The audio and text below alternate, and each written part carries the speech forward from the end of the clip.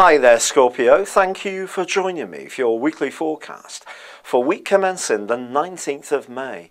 The last couple of months may have been rather testing for you, not least because Mars, your co-ruler, has been twisting backwards in the most psychological part of your scope, and because Mars has been going through a very extended passage through the sign of Libra, where it's in its detriment. So it's not particularly happy and will continue to do so through to July.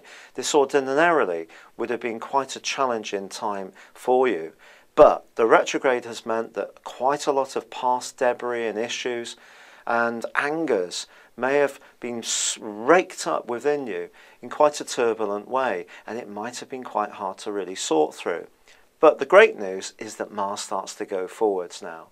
And this really asks you to just listen much more between now and July to your intuition when it comes to taking actions. But if there is a secretive side of your nature, you do need to be aware of how that impacts on you. If you're doing things in a clandestine way, it's not necessarily going to feed your soul very well. On the other hand, if there are things in your past that you never wanted to look at and now you have, perhaps you're feeling much more at ease with things. You've come to terms with some of those past turbulent events, which have, for some strange reason, just seem to have come up so much more strongly to the fore of late. This week also sees the Sun move out of your opposite sign of Taurus and into Gemini.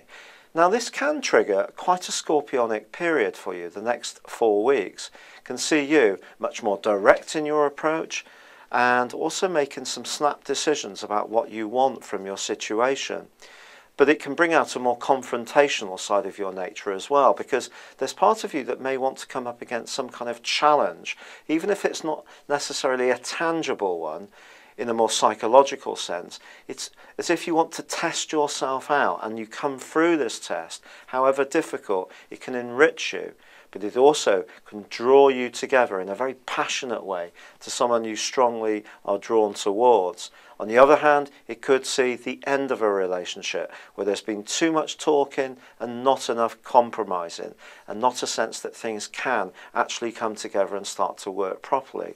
And that really is underlined by the fact that there's a quarter moon on Wednesday, which suggests that if your creative talents are not being sated either in a romantic partnership, or your desire for some kind of perfect romance is not being met, and the reality is falling much shorter than what you really want, this could be a testing next week.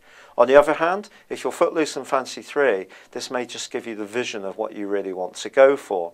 And with Jupiter, the planet of growth, forging a stunning link to Saturn, it is possible, really possible, that your instincts can guide you very, very strongly.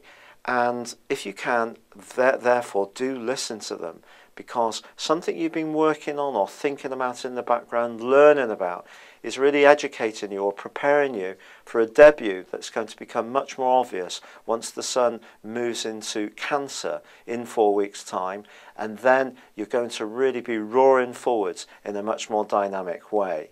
It's been a real pleasure being with you. Thank you for joining me. Good luck and goodbye for now.